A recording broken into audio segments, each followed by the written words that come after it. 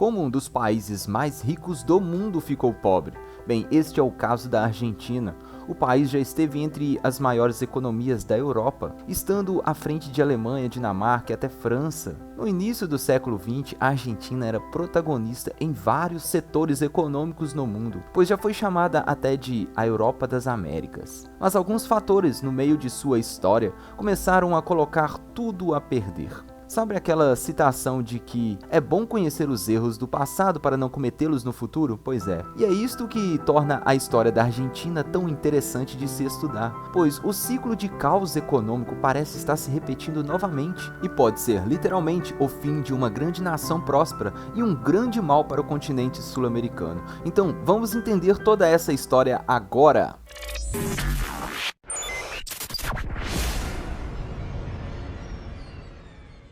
A Argentina, em 1853, teve a sua primeira constituição que regeu a atual República Argentina. Esse foi um marco e um passo gigante desta nação, pois com um modelo constitucional de democracia liberal como direitos de propriedade privada e liberdades individuais, a Argentina conseguiu pavimentar o seu caminho para entrar forte no século XX. Esta constituição deu base para o crescimento econômico do país, que já em 1860 ganhava destaque nas exportações.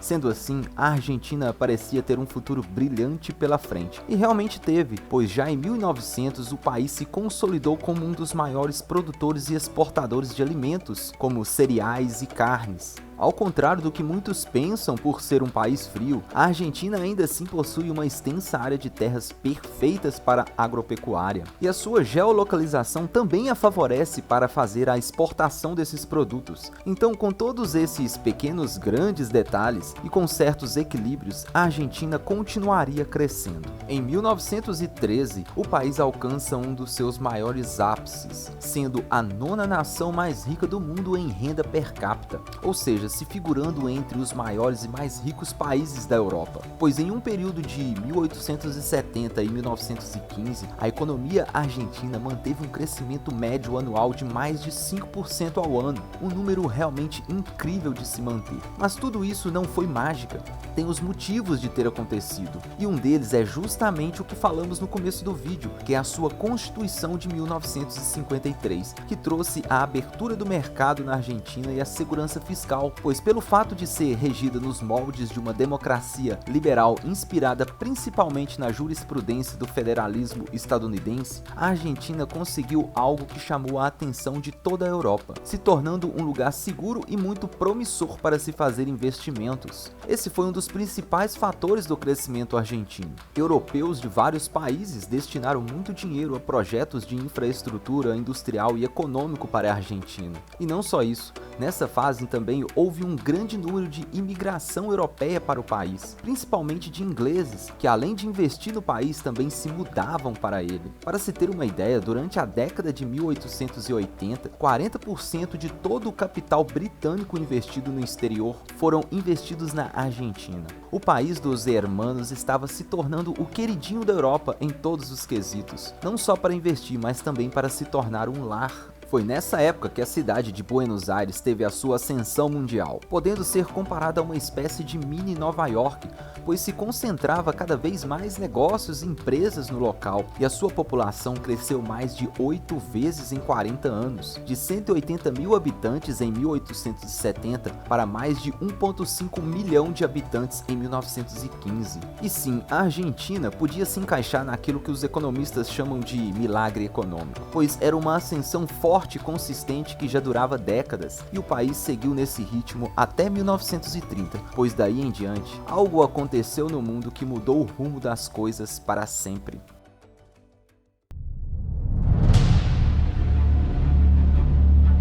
O mundo estava indo muito bem até então, e principalmente a Argentina, que exportava seus produtos para toda a Europa, América e até a Ásia. Mas no final da década de 1920, mais precisamente no ano de 1929, houve o que ficou conhecido como a Grande Depressão, que foi a quebra da Bolsa Americana que levou o país a uma enorme recessão. Nesta época, os Estados Unidos já era uma potência econômica mundial bem estabelecida, o que fez com que este episódio abalasse abalasse praticamente a economia do mundo todo, e principalmente a de grandes países europeus como Alemanha, Holanda, França, Itália, o Reino Unido, e com isso era inevitável que a Argentina também não fosse abalada. O contínuo número de investimentos no país e grandes exportações diminuíram bastante. O estrago foi tanto que, em um período de 3 anos, o PIB argentino chegou a cair 13%. Este foi um período bem complicado para a economia mundial, que estima-se ter durado cerca de 10 anos para tudo retomar um certo equilíbrio e crescimento.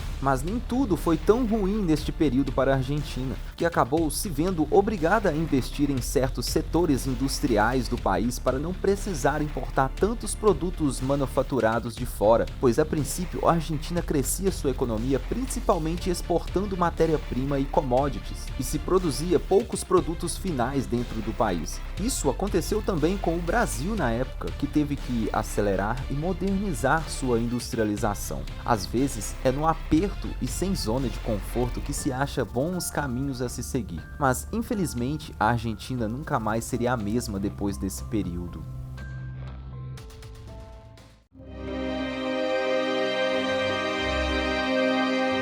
Em tempos de recessão mundial, a Argentina tentava se reestabelecer. A década de 1930 então se tornou conturbada, tendo golpe militar e o início do grande declínio. O país enfrentou grande fragilidade política e isso, claro, afetou o crescimento. Os fundamentos do Estado de Direito foram comprometidos em partes e abriu caminho para uma instabilidade permanente. Foi aí que surgiu uma das figuras centrais da história política argentina, Juan Domingo Perón.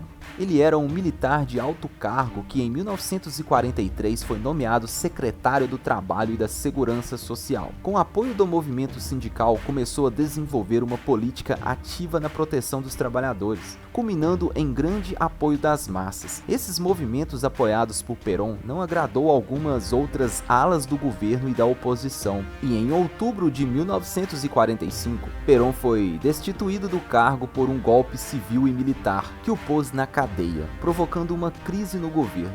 Mas ele permaneceu preso por poucos dias, pois houve grande pressão sindicalista movimentando também parte da população e assim resultando em sua liberdade. Foi aí que aconteceu o clássico roteiro. Perón, logo após sair da prisão, fez um inflamado discurso que foi transmitido pela rádio em todo o país, prometendo lutar pelos direitos dos trabalhadores e pela classe pobre do país, e dizendo que para isso precisava se tornar presidente. E foi o que aconteceu no ano seguinte. Em 1946, Juan Perón foi eleito presidente da Argentina, e suas maneiras de governar era concentrando o poder todo no Estado, e foi o que ele fez. Estatizou bancos, ferrovias, companhias de eletricidade, o Banco Central e ainda conseguiu alterar a Constituição argentina, relativizando o direito de propriedade privada, colocando esta questão como terras tendo que ter obrigatoriedade de funções sociais, ou seja, dando ainda mais poder ao Estado de tomar qualquer propriedade que julgasse estar fora dos quesitos. E isso, é claro,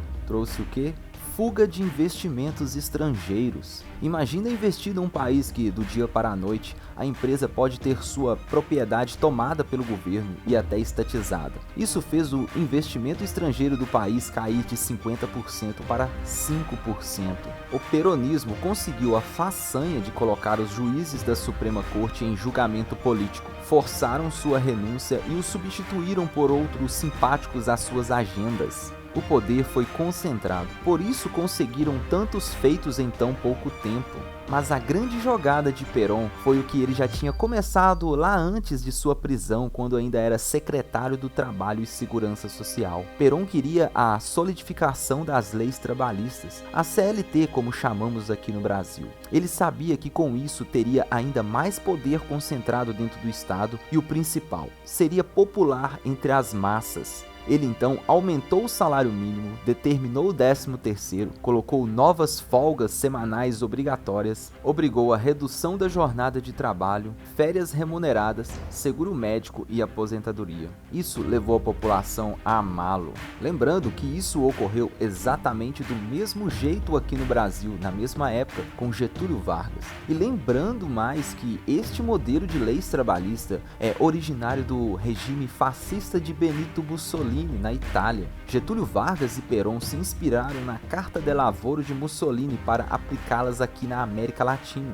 pois é uma incrível maneira de se concentrar ainda mais poder no governo e deixar a grande população feliz, achando que está sendo beneficiada com esses tais direitos. Com tudo isso, Perón ainda criou medidas de protecionismo econômico, como o Instituto Argentino para a Promoção do Comércio. Um nome lindo, que era basicamente uma estatal que comandava e controlava todas as importações e exportações da Argentina. E assim, os produtores rurais se viram obrigados a entregar toda a sua produção para o governo fazer a venda e mediação da transação para o exterior. E claro, o governo assim cobrava suas altas taxas. Isso tirou a competitividade do produto argentino com relação aos produtos de fora, consequentemente dando menos lucro e desestimulando a produção no país, o que fez a economia derreter. Mas Perón tinha um plano para elevar os números econômicos do país. Ele aumentou drasticamente a quantidade de funcionários nas empresas estatais, que já eram muitas, aumentou também os salários,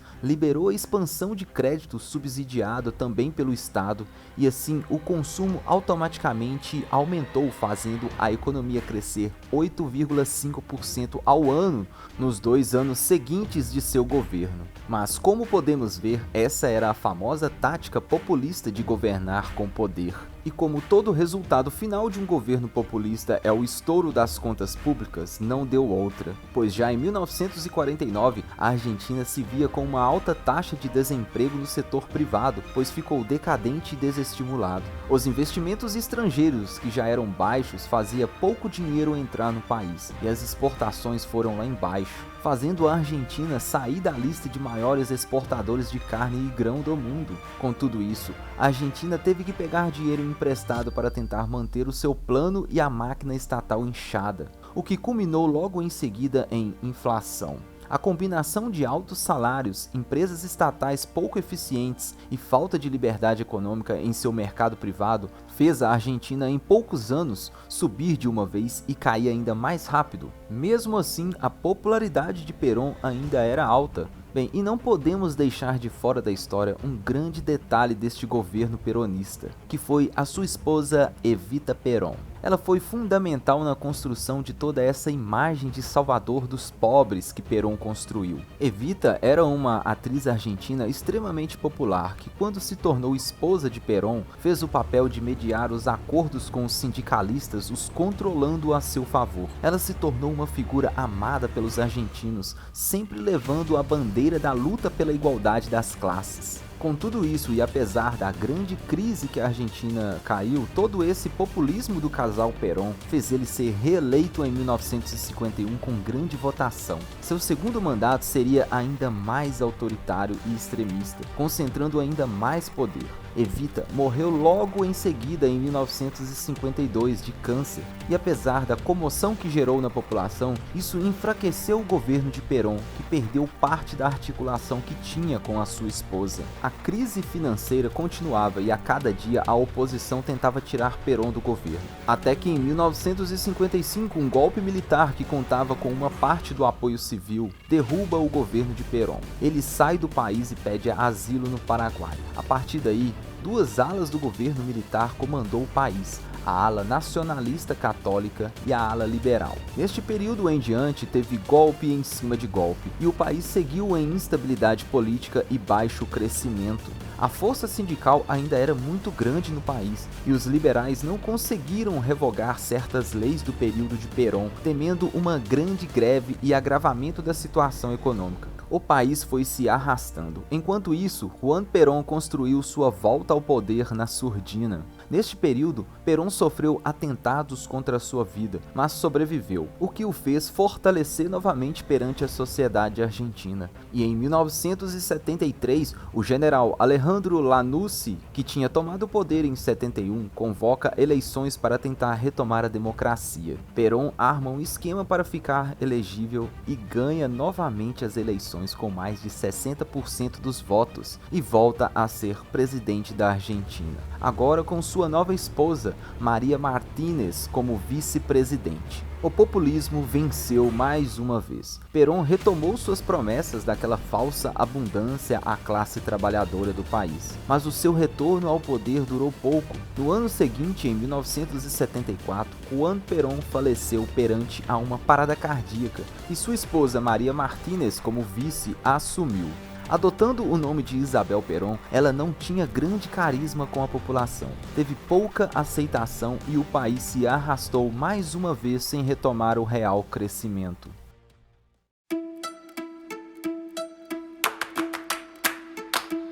No começo deste vídeo, após descrevermos a crise mundial de 1929, dissemos que dali para frente a Argentina nunca mais seria a mesma, né? Pois agora podemos dizer que a Argentina nunca mais vai mudar, pois os períodos conturbados vêm e vão e parece já ter virado rotina, pois em 1976 o país sofre mais um golpe militar de tomada de poder e só é restituído à democracia novamente em 1983. O Partido Justicialista, conhecido mais como Partido Peronista, ainda tinha muita força e elegeu vários presidentes, até chegar à história mais recente, que é conhecida como Kirchnerismo. Em 2003, Néstor Kirchner se torna presidente, e sua filosofia de governança, adivinha? Era totalmente baseada no populismo criado por Juan Perón. Tanto que é o mesmo partido no poder, o Justicialista, e a Argentina continua com sua decadência econômica. Néstor Kirchner e sua esposa Cristina Kirchner comandaram o país de 2003 a 2015, ele tendo um mandato e ela tendo 2 mandatos. Néstor morreu em 2010. Esta fase ficou conhecida como o primeiro período do kirchnerismo,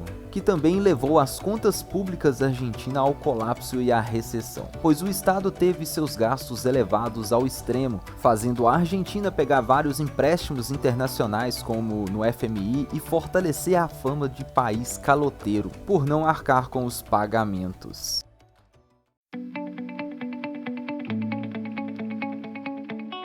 De 2015 para 2016, o Partido Justicialista de Cristina Kirchner perde em décadas a sua primeira eleição federal e entra Maurício Macri no Partido PRO, um partido de centro-direita conservador e de políticas até então de liberalismo econômico. Macri vinha como a esperança argentina de sair deste ciclo de instabilidade econômica e protecionista. Ele foi eleito com a promessa de responsabilidade fiscal e liberação da economia. Entretanto, basicamente entregou o oposto. Macri chegou ao ponto de congelar preços, não cortou gastos públicos, não privatizou estatais ineficientes e deficitárias, concedeu aumento para servidores e aposentados em plena crise orçamentária e não fez reformas no funcionalismo público. Maurício Macri não conseguiu lidar bem com o Congresso e governou sob pressão da oposição ferrenha e enfiou os pés pelas mãos. E seu governo sucumbiu também em crise. A Argentina não conseguiu controlar a inflação e mais uma vez deu brecha para o Partido Peronista voltar ao poder. Era a Argentina mais uma vez dando um passo para o seu passado sombrio.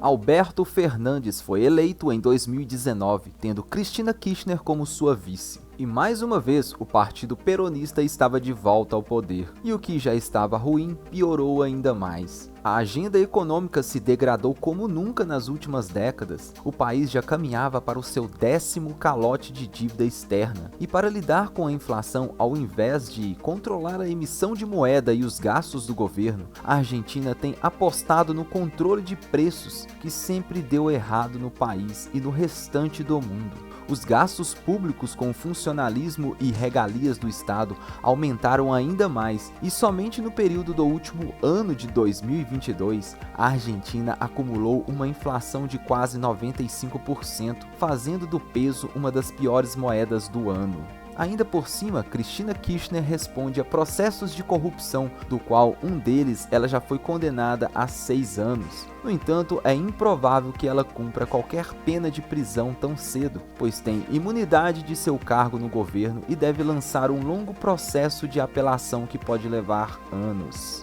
Bom, parece que apesar de grandes reviravoltas no último século, o futuro da Argentina é muito previsível. Ela mostra cada vez mais um declínio. Há 5 anos atrás, 17,9% dos argentinos viviam abaixo da linha da pobreza. Segundo o Instituto Nacional de Estatísticas, o INDEC, hoje este índice mais que dobrou para 37,5%. E o indicador tende a aumentar conforme a inflação avança e corrói em ritmo acelerado o poder de compra do consumidor. Esta é uma triste história, mas que merece ser digerida e compreendida para que possamos ter esperança e sabedoria no futuro. Se você tem algo a acrescentar neste mini documentário, fique à vontade para comentar aí embaixo. E se gostou deste vídeo, deixe seu like e considere se inscrever aqui no canal para não perder os próximos conteúdos. Aqui falamos sobre tecnologia, economia, mercado e grandes histórias. E este foi mais um episódio de Incríveis Números. Obrigado pela companhia. Até mais!